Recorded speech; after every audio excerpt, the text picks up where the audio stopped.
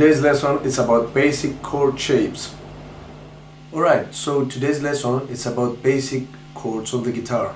When we're talking about basic chords, we're talking about chords with open strings, at least one open string. What that means is that if I take this shape, I have one string that I'm not pressing any note on. In this case it's a 4 string, 1, 2, 3, 4. This string it acts like a root, so this is a D chord. Alright, so I'm gonna say that we have 5 basic chords, and once you learn them you'll be able to play any chord on the guitar everywhere. I promise you, you will be able to do this by the next lesson, so keep up and just follow the lessons. So we have 5 major chords.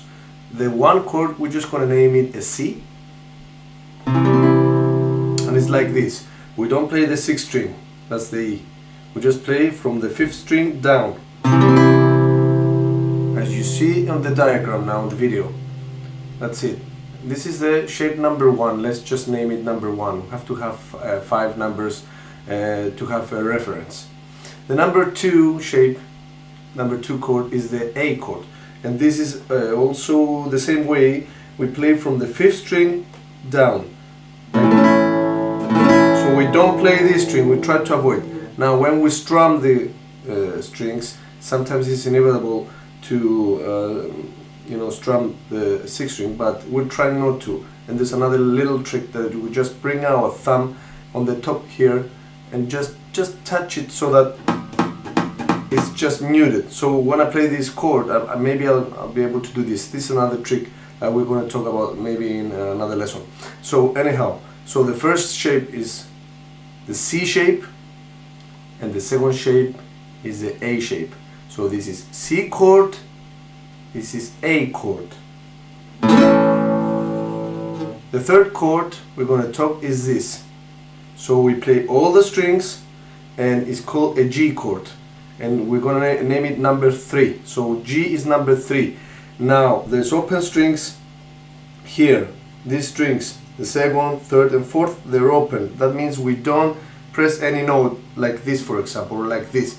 So it's just the 2nd finger, the 1st finger here on the 2nd fret, and again on the same fret, the 3rd fret is the 3rd finger, like this. This is a G chord. So again, the first chord is the C chord, the 2nd chord is the A chord, and the 3rd chord will be the G chord. Alright, let's go to the 4th chord. The 4th chord that we're going to talk about is the E chord. That's it, E chord. 2nd finger on the 5th string on the 2nd fret.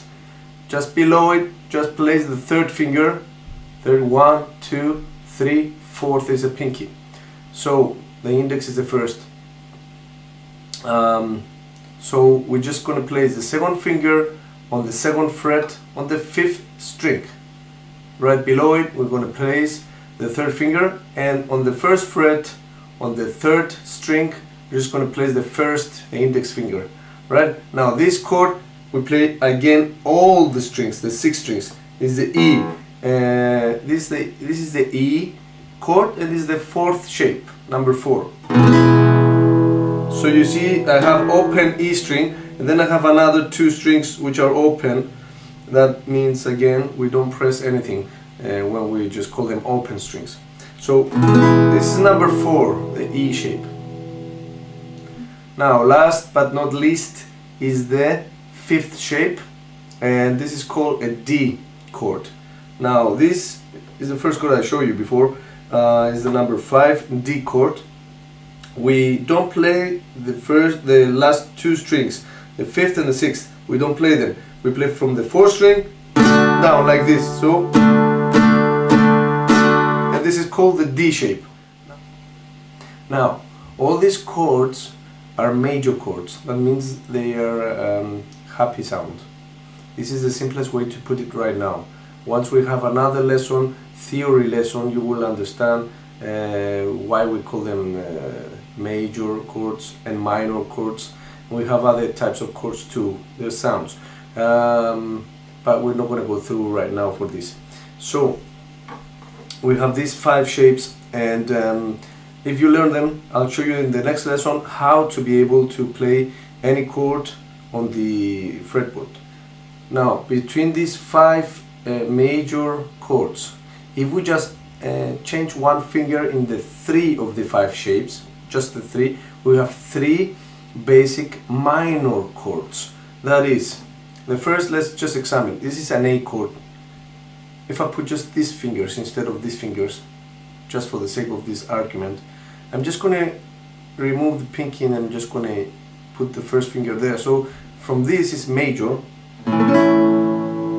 If I just place my first finger there and I remove the pinky, it becomes minor. Listen to the sound.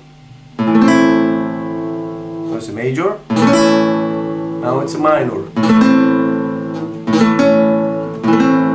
Okay, this is a more sad kind of sound. I have to tell you that we can use a combination of major and minor chords in a song, or just minor chords, or just major chords in a song. So all these 3 combinations can be used. Only major chords, only minor chords, or a combination. So you will find like thousands of songs that have any combination. So we have to be able to play any major and any minor chord on the guitar. And this is the next lesson.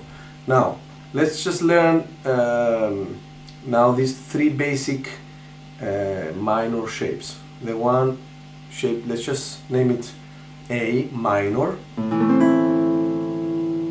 And now I'm going to show you another shape. So this comes from the number 2 of the major, is the minor, A minor. Now this was E major. If I just remove the first finger, just 2 fingers, this is it, these 2 fingers, it becomes E minor. And then you have the D minor, which is slightly different than the D major, is like this. The D minor is like this. So let me go through again one more time. A minor. Then you have E minor and the D minor chord.